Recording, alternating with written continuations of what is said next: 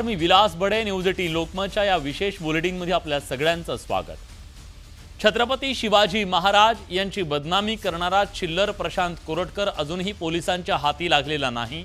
त्यात कोरटकरच्या एका फोटोवरून तो दुबईत पळाल्याची चर्चा सुरू झाली। मात्र कोरटकर विदर्भातच असल्याचा दावा केला जातोय, तर पोलिसांच्या मदतीनेच कोरटकर पळाल्याचा आरोप विरोधकांनी केलाय। मात्र पोलीस कोरटकरला शोधून काढतील असं मुख्यमंत्री फडणवीस यांनी सांगितलंय। दरम्यान कोरटकरच्या विरोधात लुकआउट नोटीस जारी करण्यात आली आहे।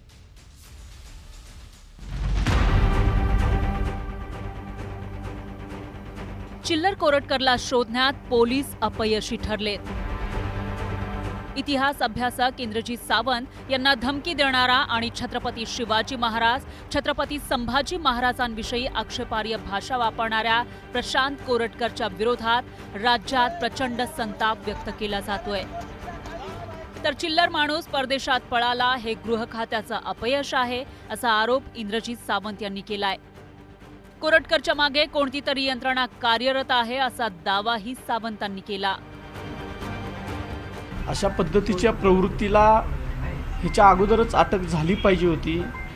आज आता महिना होईल, आता या थोड्या दिवसामध्ये, आणि महिनाभर झालं कायद्याचं संरक्षण नसताना, गुन्हे दाखल झालेले असताना एखादा चिल्लर माणूस पोलिसांच्या हातावर तुरी देऊन जर खरंच गेला असेल तर हे संपूर्ण गृह खात्याचं अपयश आहे असं आपण म्हटलं पाहिजे।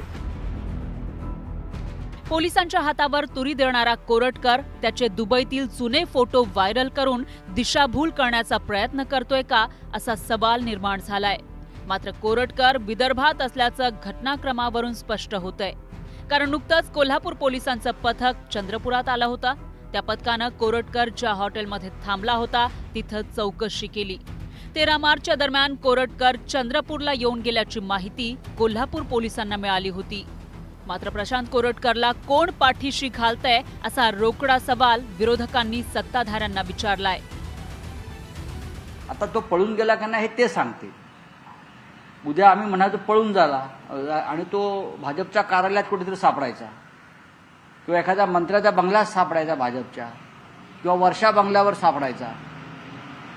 काही होऊ शकतं, भारतीय जनता पक्षाच्या राजवटीमध्ये काही होऊ शकतं। आणि खरोखर हा कोरटकर पळून गेला असेल तर गृह खात्याच्या मदतीशिवाय तो हे पलायन करू शकत नाही। तसंही प्रशांत कोरटकरांना कोण रोखू शकतं? IAS IPSच्या बदल्या करणारा माणूस, त्याला कोणाची भीती आहे? त्यामुळेच तो महाराजांना अपमान करणारे वक्तव्य करतो ना।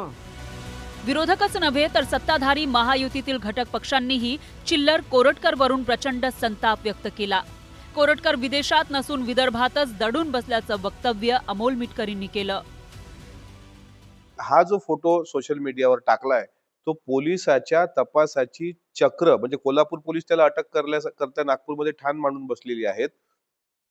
त्याला वर जामीन कुठं मिळेल असं झालाय। त्यामुळे पोलिसांची दिशाभूल करण्याकरता प्रशांत कोरटकरनी अशा प्रकारे आगाऊपणा केलेला आहे। मात्र या सगळ्या एकंदरीत प्रकरणामध्ये पोलिसांची दिशाभूल करणे हा सुद्धा कायद्यानं गुन्हा आहे। तो कुठेही कोलकाता किंवा दुबईला नाही। माझं स्पष्ट म्हणणं आहे, चंद्रपूर ते नागपूरच्या दरम्यान तो लपलेला आहे। कोल्हापूर सत्र न्यायालयानं जामीन फेटाळल्यानंतर प्रशांत कोरटकर आश्रयासाठी चंद्रपुरात आल्याची चर्चा रंगली होती। या पार्श्वभूमीवर चंद्रपुरात कोरटकरला कोणी मदत केली आणि कोणाच्या सहकार्यानं तो इथं थांबला याचाही आता तपास केला जाणार आहे। मात्र कोरटकरला पोलीस पकडतील असा शब्द मुख्यमंत्र्यांनी दिला। मी तुम्हाला सांगतो, तो दुबईला जाव का अजून कुठेही जाव, पोलीस शोधून काढतील आणि त्याच्यावर कारवाई करतील म्हणजे करतील। प्रशांत कोरटकर सारखी चिल्लर व्यक्ती पकडता येत नसल्यामुळे महाराष्ट्र पोलिसांची चांगलीच नाचक्की सुरू आहे। दहशतवाद्यांना गोळ्या घालणारे, बड्या गुन्हेगारांना जेलमध्ये टाकणारे महाराष्ट्र पोलीस चिल्लर कोरटकर समोर हतबल झालेत। हे चित्र पोलिसांच्या प्रतिमेला शोभणारं नाही। त्यामुळे बिळात दडलेल्या चिल्लर कोरटकरला लवकरात लवकर अटक करण्याची गरज आहे। Bureau report, news 18 Lokmat. आता वळूया आजच्या चर्चेच्या मुद्द्याकडे। मंडळी, 100 वर्षांपूर्वी म्हणजे 1923